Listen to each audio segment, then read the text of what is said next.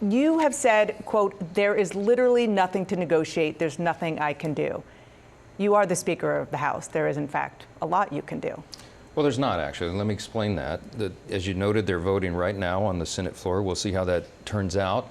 Last night, two Democrats and an independent flipped and came along with the Republicans. But it looks like, and what we expect, is that most of the Democrats in the Senate, again, will reject the clean CR that we sent over. It's clean. What that means is it's nonpartisan. We didn't add any Republican priorities or poison pills or gimmicks or tricks into that at all. It's 24 pages. I mean, everybody can read it for themselves. It simply continues the Biden-era spending levels that Chuck Schumer and the Democrats have already supported in the past. They just did it most recently in March. And he gave long speeches about how it was so critically important that we not shut the government down. Yeah, so there's nothing for me to give. There's nothing to negotiate. I don't have any Republican priorities to put on the table because we sent over a clean CR. And that's why none of this makes sense. Okay, so the Democrats argue that it's priorities, yes, that are maybe their policy priorities, but they also should be the priorities for people in your district and in Republican districts across the country, the biggest of which they argue is extending the subsidies for people who can't afford Obamacare to be able to afford Obamacare. I understand that they don't expire until the end of the calendar year. Right. The argument that they make is that insurance companies start to make a plan like soon. And so by the time they make that plan, the subsidies will expire. Isn't there something to that? No, that's a December policy issue. It's going to take But many, insurance many companies months have to make their decisions well before December.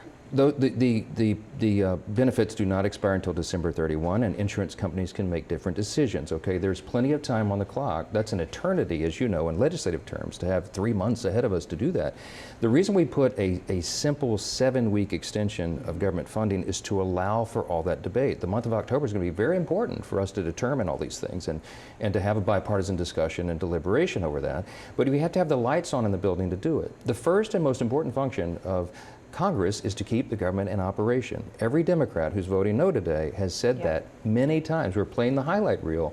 Just listen to what Chuck Schumer himself has said until today. I just want to be clear. You are saying, hard line, red line, you will not negotiate on anything until the government is reopened. Chuck Schumer was in the Oval Office with me, 48 hours ago. We were there. The president, as a strong leader, he brought all of us in, all 4 leaders, Thune and Schumer and myself and Hakeem Jeffries. And the president said, make your case. What is it you want? And Chuck Schumer repeated in that meeting what he put on paper. The counter proposal that he filed, everyone can go read it for themselves, would add $1.5 trillion in new spending on a 7-week stopgap measure. We're not doing that. He wants to give health care to illegal aliens again. We're not doing that. He wanted to claw back $50 billion that our Republican big beautiful bill put in to prop up rural hospitals. Now, people say, why would he do that? I thought he was for health care. Well, a lot of those rural hospitals, most of them are in red states. So I don't know. I don't know what his motivation is, but we can't do it. You had a very spirited discussion with my friend and colleague Caitlin Collins about illegal immigrants getting health care. I don't want to repeat that. If you want to see it, you can look on YouTube. I just want to say, for the record, that right now the law of the land is explicitly that illegal immigrants do not get health care. That's correct, because we added that in the law. It got signed into law July 4th. That was the Republicans' big beautiful bill. Chuck Schumer's proposal is to repeal that. Okay, go look at page 57 of the bill that he filed. No, I mean, I have your people printed something out for me. So let's just kind of finish this, and then I want to ask you about other things. Sure. If Chuck Schumer and Hakeem Jeffries came to you and said, what you interpret as giving illegal immigrants health care is off the table, would you reopen the government? Well, no, because he's put all sorts of other things. Okay, so let's talk about the other things. Let's talk about the other things. So you mentioned $1.5 trillion. $1 trillion of that is to reverse Medicaid cuts that you put in the big beautiful bill. Medicaid reforms, not cuts. Well, now don't take my word for it. It's less spending. Don't you take can call my word it what for you it. want. The CBO, Congressional Budget Office, which everybody cites and CNN does all the time as the neutral arbiter of all these things, they came out with a report on August 25th, just several weeks back, and they said, you know what happened in that big beautiful bill, this is what we project. It's going to save Medicaid. It's going to strengthen Medicaid. Why? Because they CBO, not Republicans, CBO said 2.3 million improper enrollments are involved in Medicaid right now. What is that? Illegal aliens, young able-bodied men without dependents who are riding the wagon and should be working instead. Our legislation strengthens Medicaid because we kicked those people off. They were not entitled. Medicaid is intended for U.S. citizens who are young, pregnant women, disabled, or elderly, not these other categories. But once this goes into effect, which is after the midterms, people will feel cuts who are not necessarily... Yeah, those young able-bodied men who are sitting at home playing video games? That's a big portion of it. Not just them. Look at the studies. Look at the studies. But when you see the $1 trillion that they do want to put back into this, you don't think that what they are doing is politically palpable for even a lot of people in your district? No, there's one reason and one reason alone that they're making this argument. They will see cuts to Medicaid. Here's the motivation. Let's just cut to the chase. Chuck Schumer is doing this. The reason he switched his position that he's had for 30 years right now and doing the exact opposite that he said in March of this year, as recently as March, is because he is in political jeopardy. He's afraid he's going to get a challenge from his left flank and AOC or someone else will run against him for his Senate seat. So Chuck Schumer has to put up a fight and pretend that he's fighting the president, fighting Republicans. I've been in this town maybe even longer than you, and so I've seen politics played on all kinds of things. That's fair, but I'm telling you what's happening right now. I want to talk about something you said this morning about Chuck Schumer. You said Schumer has now handed the keys to the kingdom to the executive branch, and that a shutdown can provide an opportunity to, quote, downsize the government. I just want to be clear. Do you think that the OMB, the executive branch, should use this shutdown as an excuse to permanently fire federal workers? Well, I can tell you right now, the president has been a benevolent president.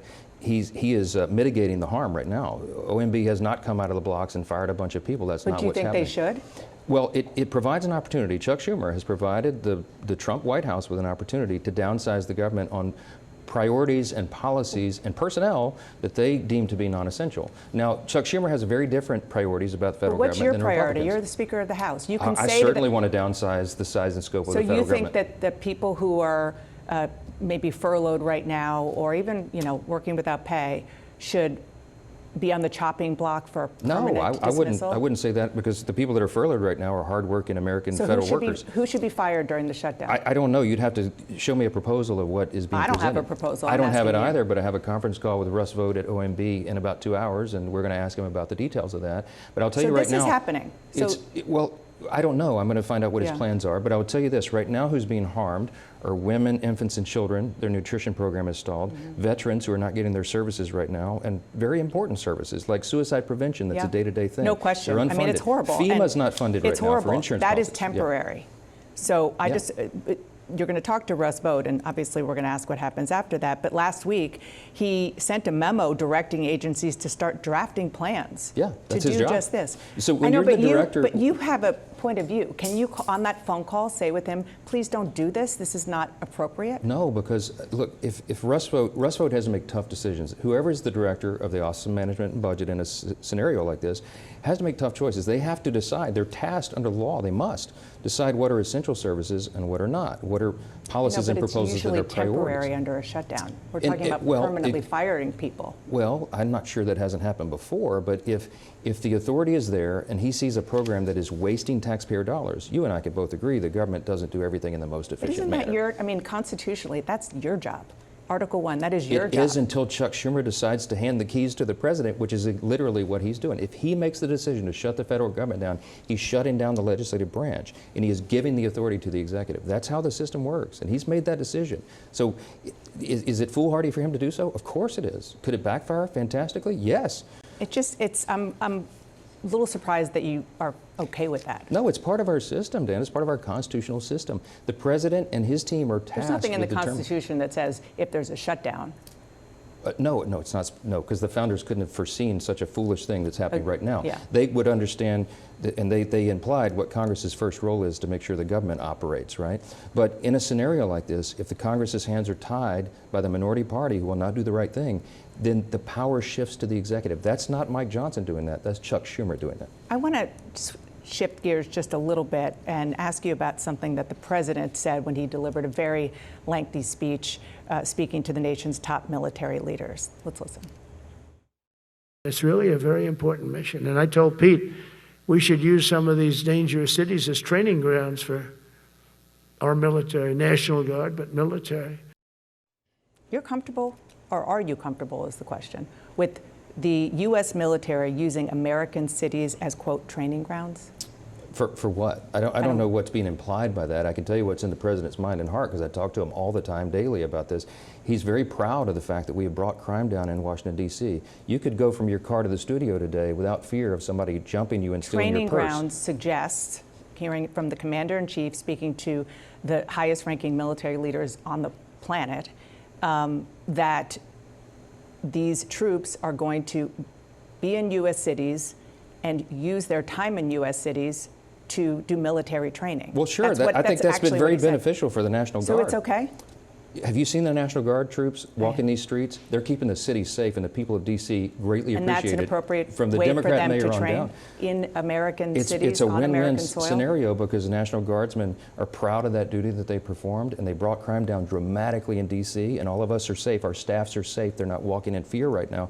I think we should do that in every major blue city run by Democrats who aren't serious about crime. It just seems very antithetical to sort of the notion of Law and America. order? Well, no, I'm not talking about law and order. No, because that's what they're restoring. No, I'm is talking law and about the order. U.S. military, how they're used. If a city is out of control and it's beyond the scope of what the municipal police department can handle, which is what happened in D.C. by the testimony of the Democrat mayor, not Republicans, she needed help. She welcomed the help. And you know what? It brought the crime rate down, and we have peace in the city. This is the greatest nation in the history of the world. We have the most beautiful capital in the history of the world. It should be safe for visitors and families and school children who come here. The National Guard troops heroically have provided that. I think that's a great thing, and the president does as well, and I think the American people do as well. Just real quick, you're talking about one side of the coin, I'm talking about another, which is using this deployment on American soil in order to train U.S. military. I just want to, I don't understand why that is such an offensive notion. Of course, National Guardsmen train once a month unless they're actively deployed for a mission.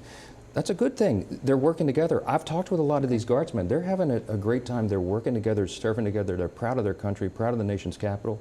Everybody should applaud that. I don't understand what the controversy is about that. You're going to bring the House back anytime soon? House is coming back next week. Yom Kippur is tomorrow, so there's no votes. Friday would be the first opportunity. The Senate will do the CR again. They'll keep voting, Leader Thune said. And the House will be back next week. But we hope that we'll have something to do. I surely pray that this shutdown doesn't last more than a few days and we can all get back to work. Yeah, well, we all do. Thank you. Thank you for being here, Mr. Speaker. Thank you.